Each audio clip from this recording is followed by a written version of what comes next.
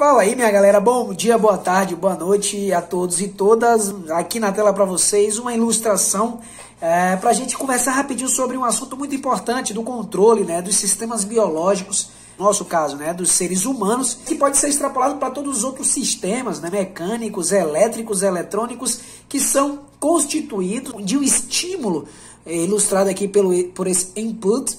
Eu tenho o sistema que é um mecanismo interno, os componentes, as propriedades e as leis que vão integrar, que vão interpretar, que vão estudar e analisar essa entrada, esse estímulo, e a partir disso gerar determinada resposta.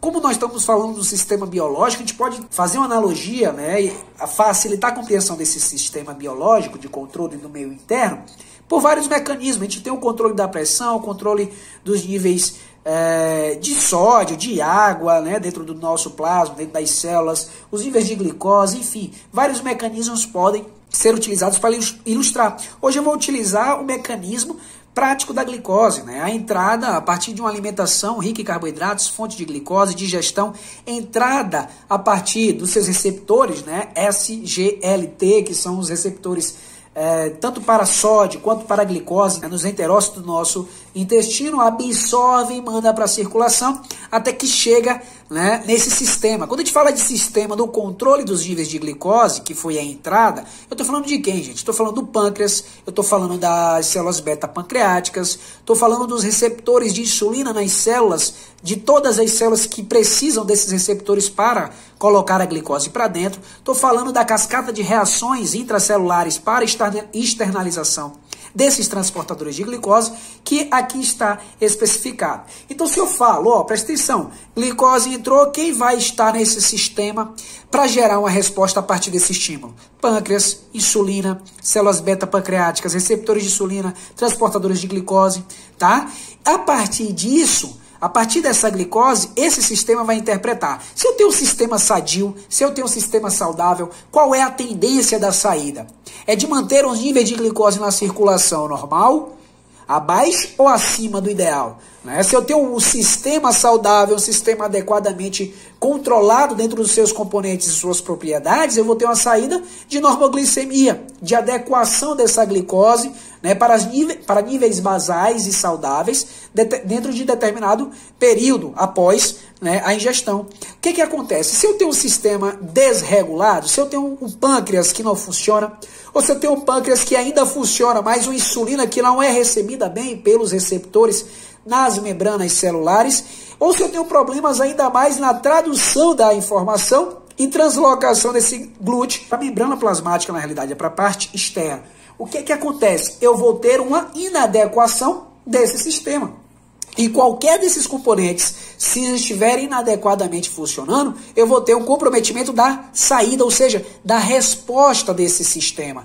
Então, por exemplo, pâncreas funcionando, mas eu tenho um comprometimento da recepção da insulina nas células dos tecidos periféricos, por N fatores, como por exemplo o aumento da concentração de ácidos graxos na circulação em pacientes com hipertrigliceridemia, em pacientes com hipercolesterolemia, onde esses ácidos graxos vão se ligar a esses receptores de insulina na célula, na membrana plasmática, vai fosforilar porções serinas e não a tirosina, como é a ligação da insulina a esses receptores, consequentemente impedindo que a glicose, a insulina, se ligue a esses receptores, fazendo com que eu tenha agora um quadro de hiperinsulinemia e também um quadro de hiperglicemia, quando eu tenho a externalização desse receptor de glicose, mas eu não tenho a ligação dessa glicose com o glúten. Então eu tenho um quadro de hiperinsulinemia de um lado, um quadro de hiperglicemia no outro, que vai comprometer, portanto, que vai gerar, portanto, o quadro de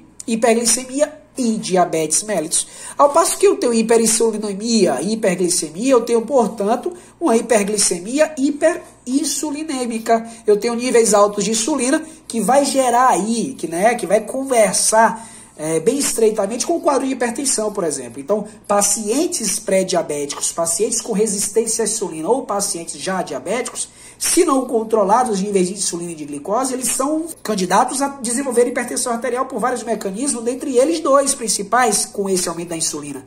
Então, observe que o problema do sistema, ele vai não só gerar uma resposta a esse estímulo inadequada, como vai gerar outras respostas em outros sistemas.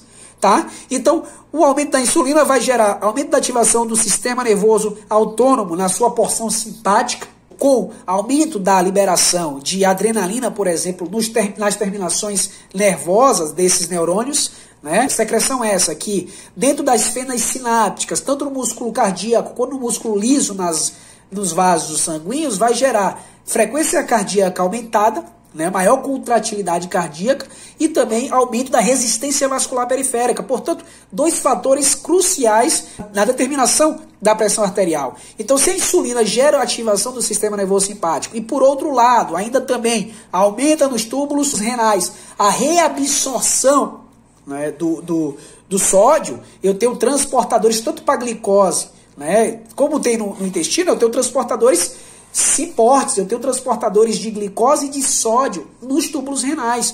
Então, o aumento da glicose, o aumento da insulina vai fazer com que haja também uma reabsorção de sódio nesses túbulos renais. Aumentando a reabsorção de sódio, eu aumento a concentração de sódio dentro do plasma. Consequentemente, eu aumento a pressão arterial desse indivíduo. Beleza? Então, eu posso gerar uma hiperglicemia, eu posso gerar uma hipertensão arterial sistêmica, ou eu posso, do outro lado, gente, gerar uma hipoglicemia. Se eu tenho uma resposta, por exemplo, a hipoglicemia de rebote, faço uma alta ingestão de glicose de rápida absorção, eu dou um susto no meu pâncreas, o meu pâncreas não consegue ter tempo hábil para administrar, né? Esse sistema não tem uma habilidade fina ali naquele momento para controlar, para ter dimensão. Poxa, quanto de glicose tem, para quanto de insulina eu vou liberar? Portanto, esse pâncreas libera uma grande quantidade de insulina. O que é que acontece? Gera uma hipoglicemia de rebote, ou seja, esses níveis basais de glicose, eles não vão ser alcançados.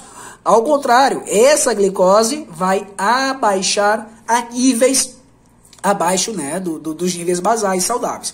Então, observe como a entrada, né, de um determinado, como estímulo de determinado componente, substância, enfim, vai gerar, né, uma resposta diferente a depender do sistema.